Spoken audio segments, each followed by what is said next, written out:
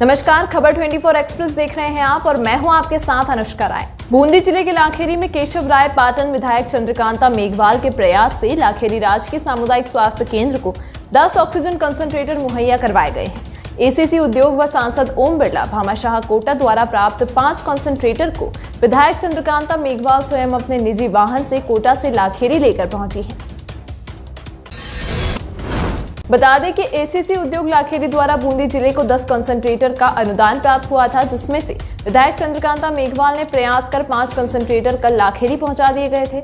इस तरीके से कुल 10 कंसंट्रेटर विधायक मेघवाल ने अपने प्रयास से लाकर लाखेरी अस्पताल को दिए। लाखेरी में राजकीय सामुदायिक स्वास्थ्य केंद्र और ट्रॉमा सेंटर बना हुआ है, किंतु यहाँ सुविधाओं का अभाव निरंतर बना रहता है। इसे कई बार मीडिया एवं पत्रकारों द्वारा दिखाया व बताया भी गया, किंतु अस्पताल में ना तो डॉक्टरों की कमी पूरी की गई और ना ही कोई सुविधा उपलब्ध की गई। लाखेरी में कोरोना संक्रमण को देखते हुए निश्चित तौर पर विधायक चंद्रकांता मेघवाल के इस प्रयास से कुछ हद तक लाखेरी के कोरोना मरीजों को एक सुविधा उपलब्ध होगी। विधायक ने टीकाकरण के बारे में कहा कि जो वैक्सीन की कमी लाखेरी अस्पताल में चल रही है, इसके लिए मेरी सरकार से बातचीत जारी है। जल्द ही लाखेरी का कोठा हमें शीघ्र मिलेगा, जिससे हम 18 वर्ष से अधिक वाले को टीकाकरण कर सकेंगे। अस्पताल में अन्य सुविधाओं के बारे में हमने पूछा कि यहाँ जनरेटर खराब है, अगर ऐसे में बिजली चली जाए तो उसके लिए क्या व्यवस्था होगी। साथ ही हमने अस्पताल की अन्य परेशानियों से अवगत करवाया, तो इस पर विधायक ने कहा कि यह समस्या गंभीर है। इस हेतु मैं एसीसी उद्योग लाखेरी के प्रबंधन से बात करूंगी, जो स्वयं लाइट बनाती है, वह इस कोरोना काल में लाखेरी अस्पताल को बिजली उपलब्ध करवाए, जिससे कि मरीजों को राहत मिले व अस्पताल के उपकरण एवं कंसंट्रेटर चार्ज होने में परेशानी न हो।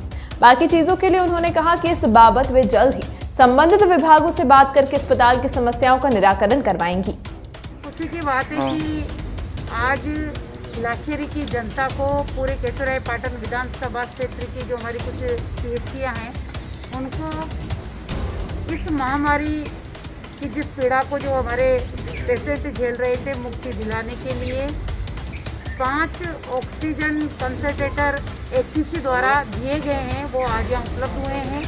और इसी के साथ ही सांसद महोदय जी ने भी कोई सामाजिक संस्था की इससे बातचीत की और उन लोगों ने भी 5 और अपन को ऑक्सीजन कंसंट्रेटर दिए हैं यहाँ पर। मुझे लगता है 10 मिलना एक सीएचसी पे एक बहुत बड़ी उपलब्धि है। हमारे यहाँ पर जो कोरोना पेशेंट है, जिनका ऑक्सीजन लेवल डाउन हो जाता है, उनको इसमें राहत मिलेगी। जो ऑक्सीजन से हम लोग जूझ रहे थे, उससे हमें राहत प्रदान होगी।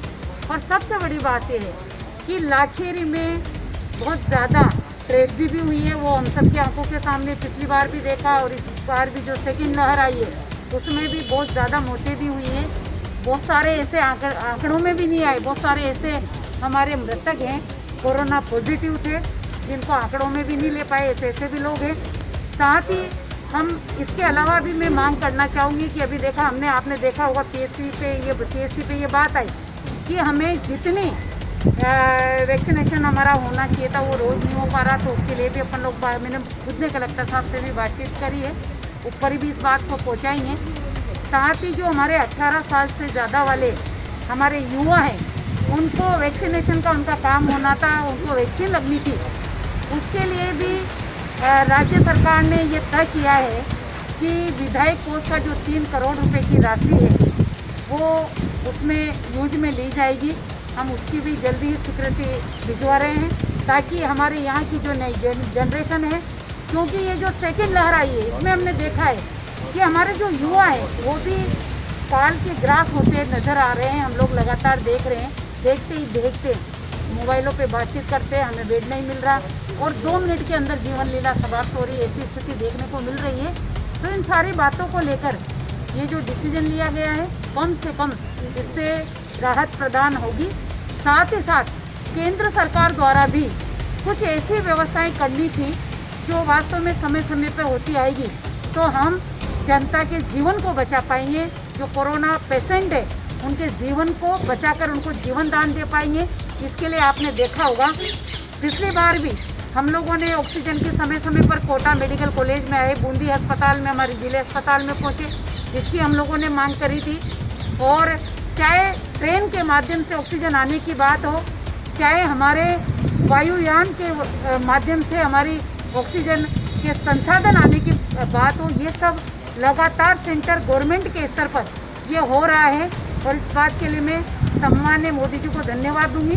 साथ ही साथ हम देख रहे हैं कि इस समय में सबसे बड़ी प्रॉब्लम है कि बेड हमारे पास नहीं है।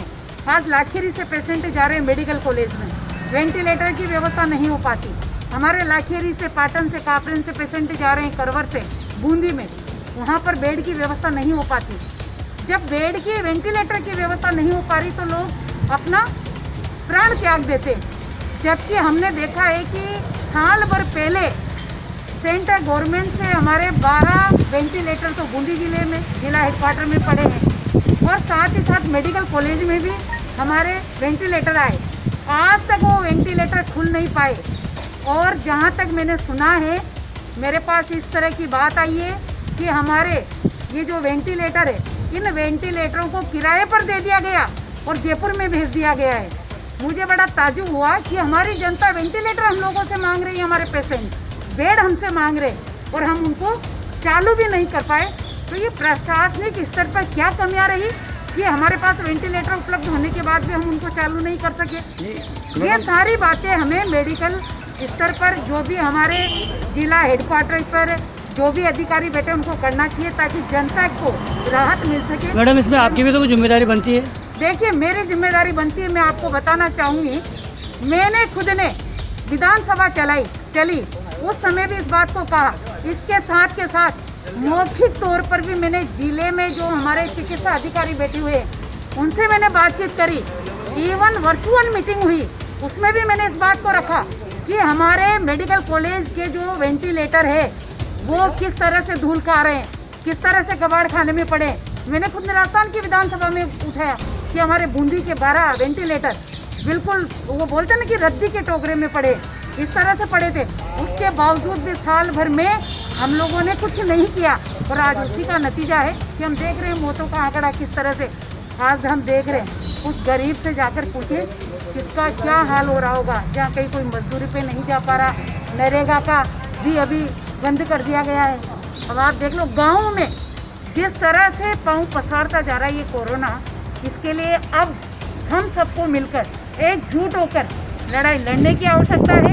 जनता से भी मैं आपके माध्यम से अपील करना चाहूँगी, क्षेत्रीय विधायक होने के नाते, और हमारी जनता यहीं की नहीं बल्कि पूरे राजस्थान की जनता से मेरी अपील है कि देखिए, जीवन बचेगा तो हम कुछ कर पाएंगे, कुछ देख पाएंगे। बूंदी से खबर 24 एक्सप्रेस के लिए राजेश तंवर की रिपोर्ट।